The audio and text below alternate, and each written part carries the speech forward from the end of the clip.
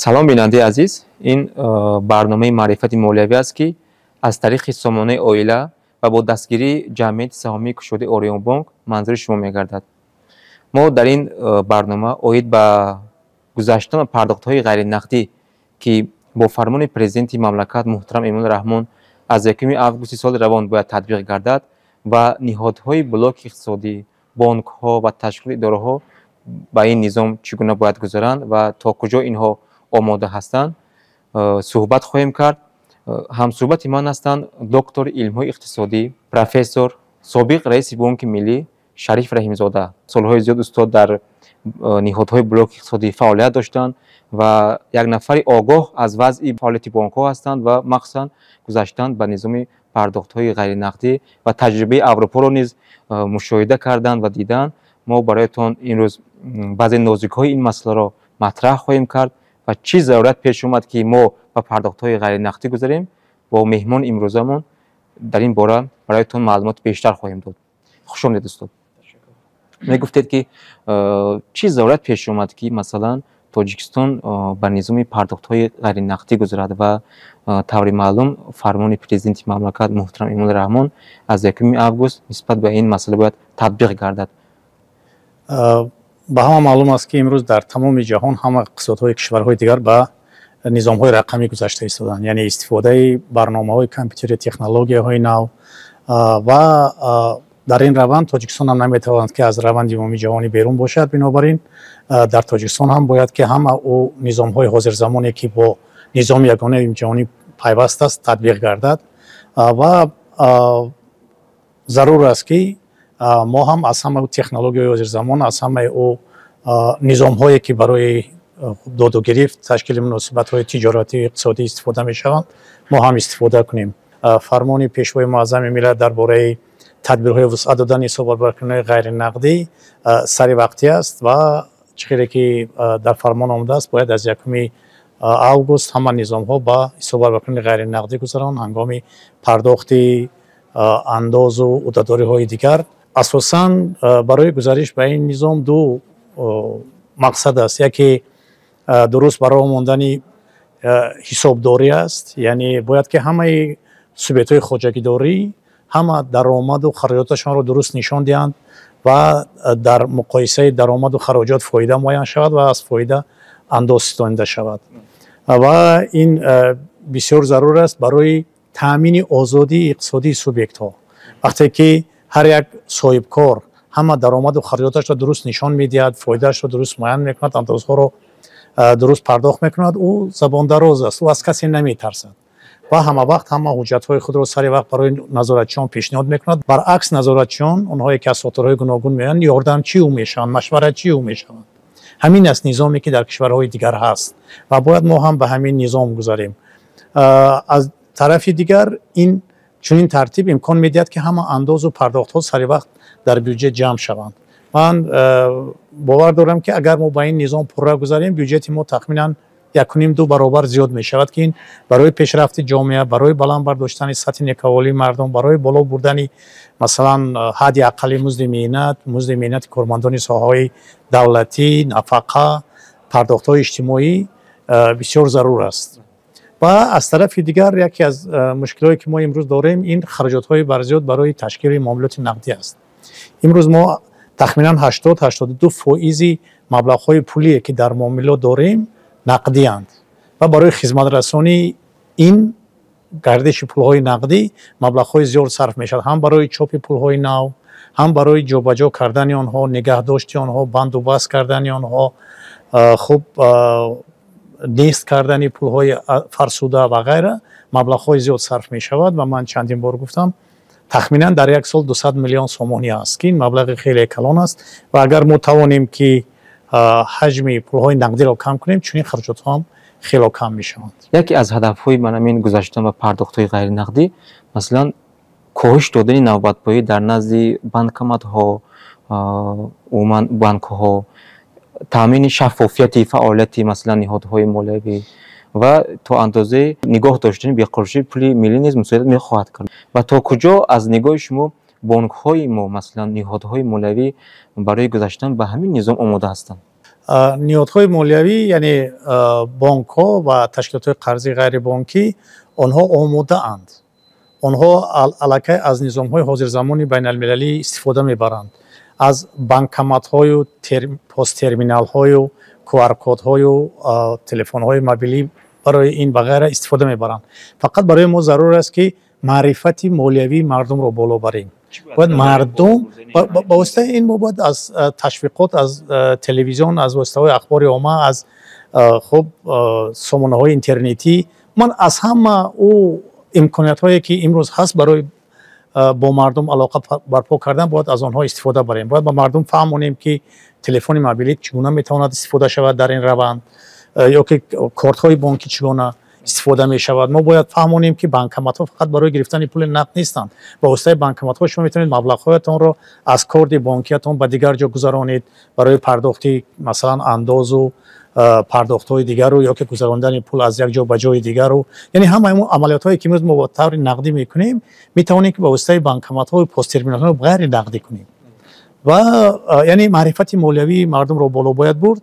و در این روند اگر ضرورت استفاده بعضی نظام های مثلا حاضر زمانتر پیدا شود، بانک‌ها در حال آنها رو به دست میارن و از آنها استفاده میکنن.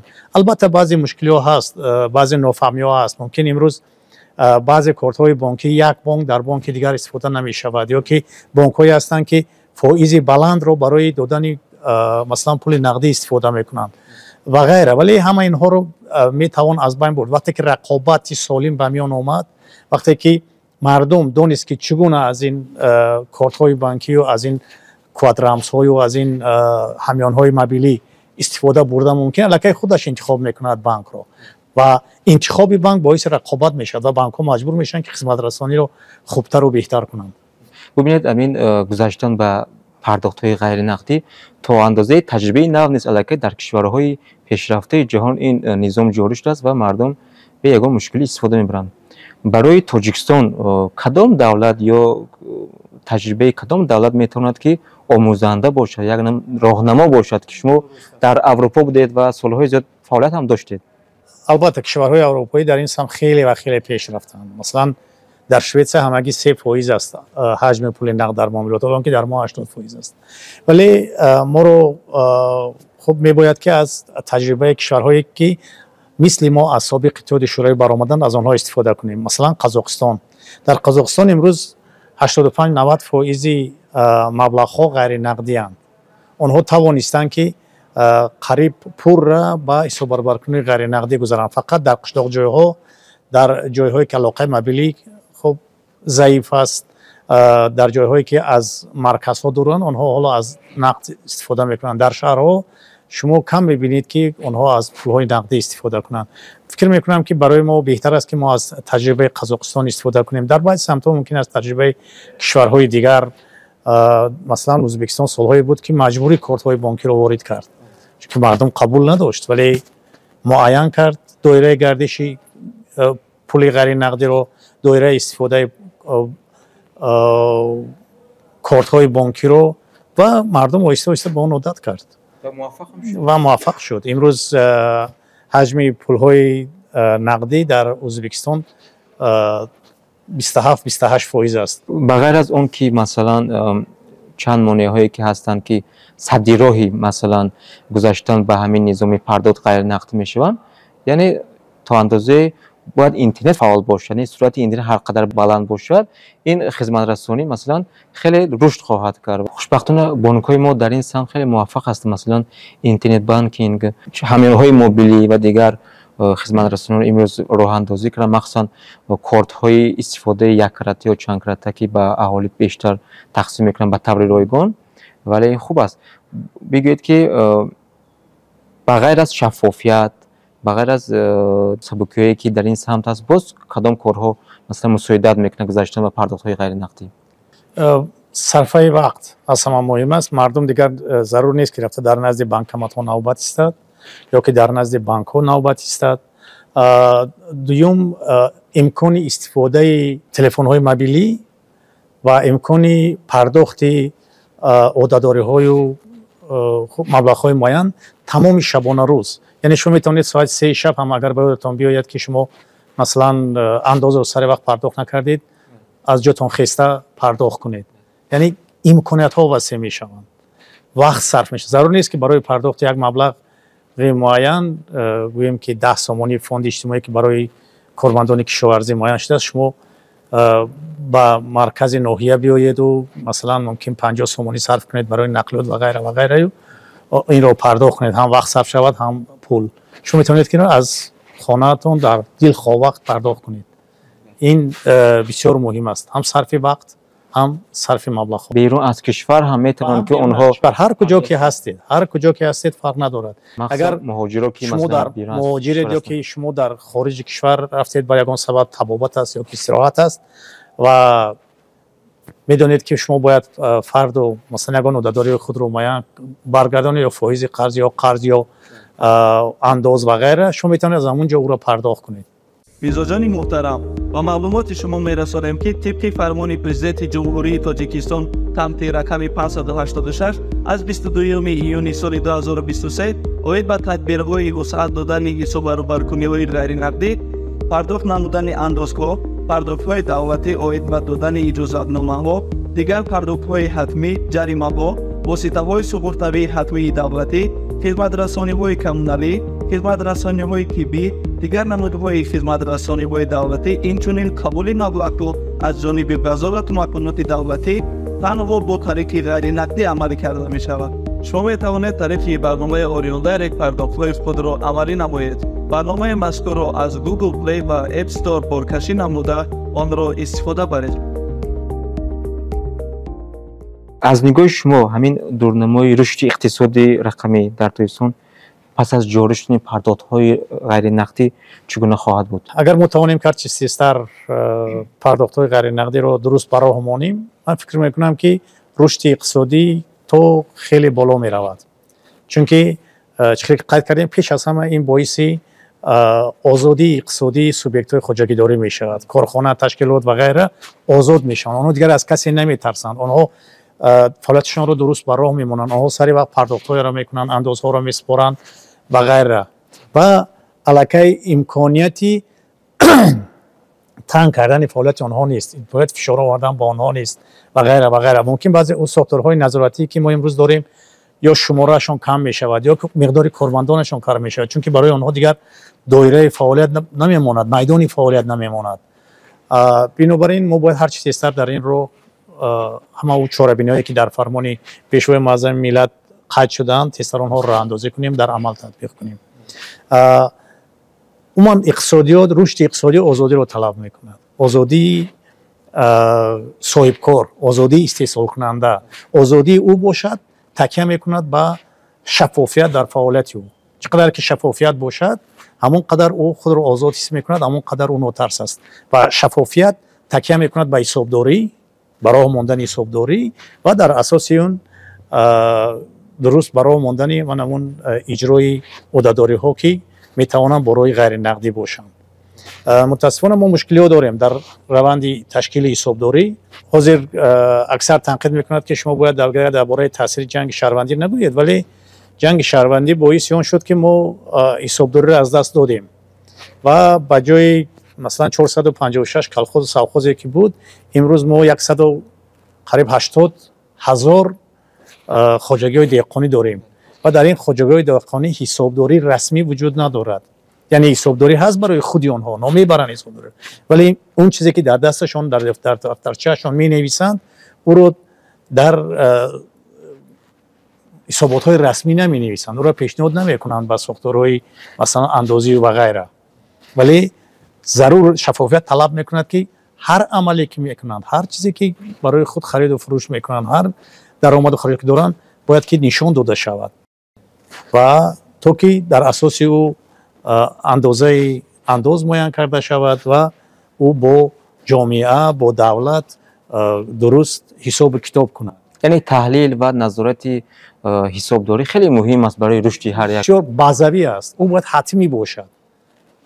امروز از 343,000 سوبیکت‌های خودجگیداری که ما داریم، کارخانه تشکیلات ها فعالیت کننده، همگی 33,000 شخصان حقوقی اند، یعنی آنهایی اند که باید در بانک صورت حساب داشته باشند، با واسطه بانک حساب کتاب کنند و غیره.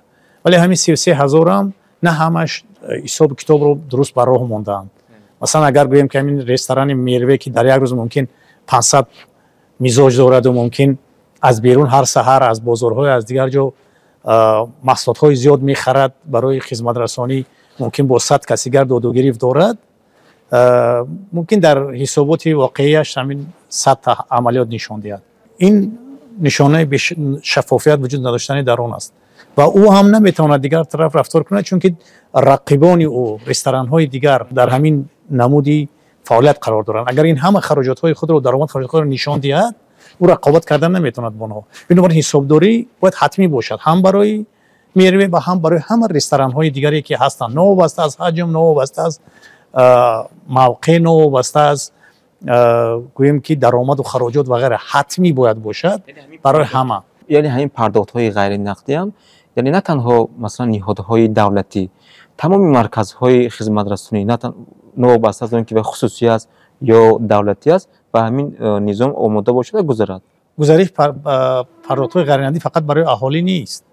اهالی یک قسمی خوردی نظام اقتصادی است. اگر از روی مبلغ، اگر ما امروز در معاملات 36 میلیارد با یکم ینوری سال 2023 36.2 میلیارد سومانی داریم، مبلغ‌های اهالی ممکن 5 میلیارد هم 5.3 میلیارد باقی مانده از بودجت و از ساختارهای بخش خصوصی هم. ضرور است که اولا بخش خصوصی با بانک‌ها برگردد، یعنی انمون 29.6 میلیارد پول نقدی که در معاملات هست باید در بانک‌ها باشد و ضرور است که اول سوبیکت‌ها با هم حساب برآورده غیر نقدی را برقرار کنند و اهالی که با آنها داد و گرفت دارد باید از قفای آنها رود. ما حاضر اول از اهالی شروع کردیم، بگذار باشد، ولی ما باید همه کار رو کنیم که همه سوبیکت‌های خواجگی داری اکثرا با شخصان حقوقی مبادل شوند و حساب کتاب رو با واسطه بانک‌ها براه مانند و محدودیت‌ها برای حساب برآورده نقدی است، همون رو رعایت کرده کار. حالت‌هایی است که برای مثلا پرداخت یک مبلغ خرد غیر نقدی رو استفاده بردن مفید نیست. مثلا شما اگر 1 سومانی گذراندن باشید و برای 1 سومانی گذراندن با بانک 3 سومانی دهید، این ضررآور است. یا که شما یک چیزی ناچیز به 1 سومانی می‌خرید و با نیم سومانی می‌خرید، برای او غیر نقدی کردن این مفید نیست. بگذار باشد غیر نقدی. مثلا در شویتساری که هم پیش رفته 3% هست و او اصلا برای همین خریدی محصولات است که نرخ ناچیز دارن، ولی باید دیگر هم حساب کتاب هم غیر نقدی باشد. اگر ما توانیم که تمام سوبیکت‌های خواجگی رو برگردانیم، امروز برای سوبیکت‌های خواجگی داری حساب برآوردن‌های غیر نقدی مفید نیست، برای آنکه امروز در بازار ما دو نرخ وجود دارد. نرخ نقدی، یعنی اگر شما میرید یک محصول رو میخرید با پول نقد یک نرخ است، اگر همون محصول رو من با واسطه کارت خرم 10% قیمت است. ببینید، یعنی من باید که با پول نقد می اومدم به مغازه، نه با کارت. من با کارت میگردم دایم و هر بار 10% ضرر میبینم. اگر مثلا یگان محصولاتی بگیم که از 1000 و از 5000 قیمت خرم، بنابراین میگریزند. ولی یعنی سوبیکت ها او کارخانه که هر روز داده گرفت دارن، آنها برای آنها مفید نیست گزارش به این نظام و ما باید که از برای آن که آنها رو جلب کنیم، ما باید از طرف فروشنده نگاه کنیم. با باید در بازار باید دو نرخ نباشد، در مغازه باید دو نرخ نباشد. یعنی ما مغازه ها، بازار، سوبیکت ها رو شخص حقوقی کنیم و آنها رو مجبور کنیم که در بانک حساب گشایند. آنها رو مجبور کنیم که با وقتی که مثلا خریدار مراجعت میکند فرق نگذارد بین خریدی نقدی و غیر نقدی. ما باید البته کمبودی ها هستند، کمبودی هایی که در روند تطبیق نظام پیدا شدند و پیدا میشوند. مثلا امروز اگر شما با اپتیک می روید و یک دارو خریدنید و میگوید که با کارت من پرداخت میکنم با کارت بانکی، الکی بعضی ترمینال ها، بعضی پست ترمینال هایی که بودن نیست شدند، و جای آنها الکی همیان های موبیلی پیدا شدند، کوادرامس ها پیدا شدند و وقتی که میگوید که ما کوادرامس داریم، بیا که او حاضر زمان است، پیشرفته است ولی در اصل وقتی که شما با کوادرامز پرداخت میکنید شما پول از همیان شما به همیان صاحب اپتیکا میرود نه به صورت صاحب اپتیکا. وقتی که به همیان صاحب اپتیکا میرود اونجا با قید گرفتن نمیشه، از اون انداز پرداخت کردن نمیشود.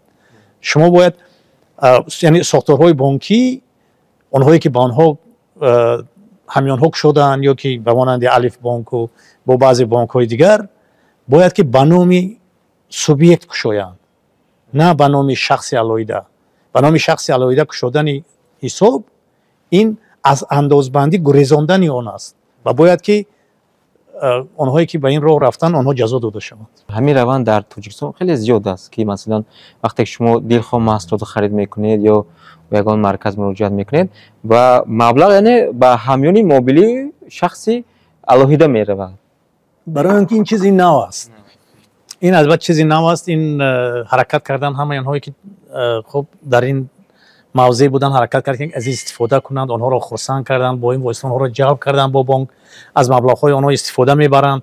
ولی ساختارهای دیگری هست که باید همه اینها را این عملها را با تنظیم درآورند. باید بانک ملی هم برای همه بانک‌ها نظام معین کند که آنها حقوق ندارند برای سوبیکت‌ها، برای آنهایی که با فعالیت اقتصادی مشغولند، دارو میفروشد، گوییم که دیگر چیز میفروشد، آنها حقوق ندارند که همیانی مبلغ‌هایی که از باید به مثلا نام اپتیک رود به همیان موبیلی صاحبش رود و غیره. شما که خودتون به واسطه شاید یگان خدمت رسانی یگان یا محصولات خرید میکنید از مغازه دلخواه وقت از کارت استفاده میبرید؟ البته من اکثرا از کارت استفاده میبرم هنگام پرداخت ها. شما چند برتری پرداخت های غیر نقدی رو گفتید، مثلا چند عامل های مهم تا کجا گذشتن با پرداخت های غیر نقدی با عامل های کورپسیونی مثلا شفافیت فعالیت در نهادها مساعدت خواهد کرد؟ همه عامل های کورپسیونی علاقمندند با کمبودی هایی که در فعالیت اقتصادی است. کمبودی های فعالیت اقتصادی از آن برمی آیند که صاحبکاران عملیات های خود را نشان نمیدهند. یعنی در حسابات های مالیوی آنها درست نشان داشته است که چقدر درآمد دارد، چقدر خراجات دارد، چقدر فایده گرفت، چقدر انداز داد. و اگر ما با حسابداری و با عملیات های غیر نقدی گذاریم، عملیات های غیر نقدی این حرکت پول ها با صورت حساب های آن رو نشان میدهد. یعنی او نشان میدهد که چقدر گرفت، چقدر داد، چقدر فایده کرد، چقدر انداز سپرید و غیره. و وقتی که همه عملیات هاش آزاد است، شفاف است و از هیچ کس نمیترسد، اون نمیترسد از آنهایی که می آیند او را تفتیش میکنند. کشورهای سابق اتحادیه شوروی بسیارش فعالیت کردن نمیتواند، برای آنکه پاره دادن نمیتواند. پاره دادن نمیتواند برای آنکه او پولش را از حسابش برآوردن نمیتواند. در مثلا اگر بلژیک که من زیستم یا که در فرانسه که من کار کردم، اگر شما از حسابتان 5 یا 6 هزار یورو گیرید، بعد چند روز هست پلیسیای یا که میلیسیای مالیوی فاینانشال پلیس می آید از شما میپرسد که شما این پول چیکار کردید. یعنی به شما حساب دید که این پول من برای فلان فلان جای استفاده بردم. یعنی مقصد نه. یعنی شما پول نقد کردن نمیتوانید که پاره دهید. لیمیت هم جوریش دیگه است برای گرفتن مبلغ در اون. البته و بعد شما در حال رفته گرفتن نمیتونید. مثلا وقتی که من با کارمندانم معاش دادن نمیشتم، وقتی که سر اول رفتیم من 2 روز پیش با بانک زنگ میزنم گفتم که پس فردا من از شما فلان قدر دلار میگیرم و اونها آماده میکردند. ولی بعد 1 سال فعالیت ما الکی گذاشتیم با اینترنت بانکینگ. یادآور میشیم که شما پادکست معرفت مولوی رو تماشا کردید و این برنامه با دستگیری جمعیت سهامی کشاده اوریون بانک و سامانه اویلا راه اندازی شده است. ما بعد چندین برنامه‌های وابسته بلند برداشتی معرفت مولوی رو راه اندازی خواهیم کرد و یادآور میشیم که همصحبت ما هستند استاد دانشگاه دولتی مالیه و اقتصاد تاجیکستان، دیرکتور انستیتوت اقتصاد و دموگرافی اکادمی علوم تاجیکستان، سابق رئیس بانک ملی استاد شریف رمزی حضور دارند. استاد بغیر از اون که درباره پرداخت‌های غیر نقدی گفتیم و چند عامل‌های دیگر، چی باید کرد فعالیت مثلا بانک‌های ما در سمت گذشتن به نظام پرداخت‌های غیر نقدی خیلی مستحکم شود مثلا اهالی هنگام استفاده همین‌های موبیلی مثلا کارت‌های بانکی و دیگر خدمت‌رسانی‌های بانکی مشکلی پیش نیاورند. مثلا یکم باید شرایط سازیم برای رقابت بین بانک‌ها، رقابت سالم. باید بانک‌ها همه شرایطی که برای خدمت‌رسانی حاضر زمان و به طور پیشرفته ضرور است به میزاجون اون رو براه مانند. اگر رقابت سالم باشد بانک‌ها خود مجبور میشوند که از نظام‌های حاضر زمان استفاده کنند. بانک‌ها مجبور میشوند که میزاجان خود را آماده کنند. حتی در مثلا در کشورهای دیگر بانک‌ها برای میزاجانشان سمینارها تشکیل میکنند. آنها اونها را دعوت میکنند، گروه‌ها تشکیل میکنند، میخوانند تا که آنها از نظام‌های حاضر زمان استفاده بوده توانند و چقدر آنها با میزاجان نزدیک باشند همون قدر میزاجان با آنها نزدیکتر میشوند. یعنی ببینید میزاج امکان دارد که بانک را انتخاب کند. میزاج امکان دارد که از این بانک امروز خدمت میرساند به بانک دیگر رود. او میتواند در بانک دیگر حساب گشاید و غیره و بخبر این بانک فعالیتش را در اون بانک به راه ماند. و برای اینکه چنین نشود بانک ها باید فعال باشند با میزاجان. بانک ها باید برتریت های استفاده نظام های گوناگون پرداخت را با میزاجان فهمانند که تلفن موبیلی مفید است یا که برای مثلا سوبیکت خواجگی داری استفاده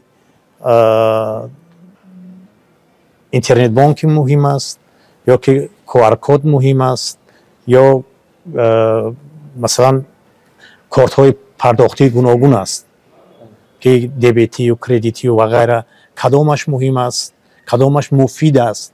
یعنی آنها باید با همه را منفعت های میزاجان را حمایت کنند و میزاجان نزدیک شوند و میزاجان خوب و بهتر استفاده برند. ما باید مردم را به بانک ها جلب کنیم و از این بیشتر ما باید سوبیکت های خواجگیداری کارخانه تشکیلات و خواجگی های و صاحبکاران انفرادی همه را دعوت کنیم جلب کنیم. در بعضی حالت ها ما باید قرارهای قبول کنیم که مثلا به شخص حقوقی مبادل شدن مفیدتر باشد نسبت به مثلا صاحبکار انفرادی بودن. یعنی در قزاقستان مثلا همه کار را میکنند تا که کمبودی یک صاحبکار انفرادی را یابند و او را شخص حقوقی کنند. چون که شخص حقوقی این با بانک کار میکند. این امکانی کمتر دارد برای پنهان کردن عملیات های خود. امروز در قزاقستان اگر یک کس 2-3 ماه کار نکند انداز ندهد او را دعوت میکنند به کمیته انداز و میپرسند که برای چی تو 2-3 ماه باز انداز نمیسپاری؟ او میگوید که من مثلا فعالیت ندارم 2-3 ماه باز. پس میگم برای چی تو از نقطه های مبادله اسعار فرض کنیم $50,000 خریده ای؟ چون که همه عملیات ها به قید گرفته می شود. یعنی اگر در اونجا شما روید از نقطه مبادله اسعار یک مبلغ خرید الکی او به قید گرفته شده است و در ساتورهای اندازی نشان میدهد که فلانی همین قدر خرید. این برنامه با سرپرستی جمعیت سهامی گشوده اوریون بانک راه اندازی شده است و یکی از زمینه موبیلی که اوریون بانک راه اندازی کرده است این اوریون دایرکت است و چندین خدمت‌رسانی مثلا پرداخت‌های کمونالی آب دیگر خدمت‌رسانان توسط بانک هم مشتری میتونن که استفاده ببرند. میزاجان محترم و معلومات شما میرسانیم که طبق فرمان پرزیدنت جمهوری تاجیکستان تمت رقم 586 از 22 ایون سال 2023 اوید به تدبیرهای وسعت دادن حساب روبرکنی‌های غیر نقدی پرداخت نمودن اندازگاه پرداخت‌های دولتی اوید به دادن اجازتنامه‌ها دیگر پرداخت‌های حتمی جریمه‌ها واسطه‌های سپرده‌ای حتمی دولتی خدمت‌رسانی‌های کمونالی خدمت‌رسانی‌های طبی دیگر نمودهای خدمت‌رسانی‌های دولتی اینچنین قبول مبلغ از جانب وزارت مکانات دولتی تنها با طریق غیر نقدی عمل کرده می‌شود. شما می‌توانید طریق برنامه اوریون دایرکت پرداخت‌های خود را عملی نمایید. برنامه مذکور را از گوگل پلی و اپ استور پرکشی نموده آن را استفاده برید. اوریون بانک یکی از بانک‌هایی است که من از آن استفاده میکنم. در اونجا صورت حساب دارم از کارت او استفاده میبرم و این یکی از بانک‌های کلانترین جمهوری است امروز و اونجا بسیار فعالند. اعتماد مردم نسبت این بانک زیاد است. اعتماد مردم نسبت این بانک زیاد است. آنها بسیار فعالند. آنها همه نظام و همه تکنولوژی زمان را هرچی بیشتر از دیگران و هرچی تیزتر از دیگران در عمل تطبیق میکنند. فکر میکنم که ما باید چنین بانک‌ها رو بیشتر و بیشتر داشته باشیم. و یکی از طلبات هایی که пешвои муаззами миллат дар яке аз паёмҳояш гузашта буд, ин боло бурдани иқтидори бонкҳо аст. ва агар мо ба ҳисоббарбаркунии ғайринақдӣ гузарем ва агар иқтисодиёти мо пеш равад ва агар корхонаҳои калон пайдо шаванд, мо бояд бонкҳоеро дошта бошем ки ба онҳо хизмат расонида тавонанд. ва якта бонк, Орионбонк кам аст барои ин. Бояд ки дар баъди Орионбонк ё ки дар пайравии Орионбонк банкҳои калоне пайдо шаванд ки тавонанд ба корхонаҳои калон хизмат расонанд. сипос барои суҳбат ки даъвати моро пазируфтед.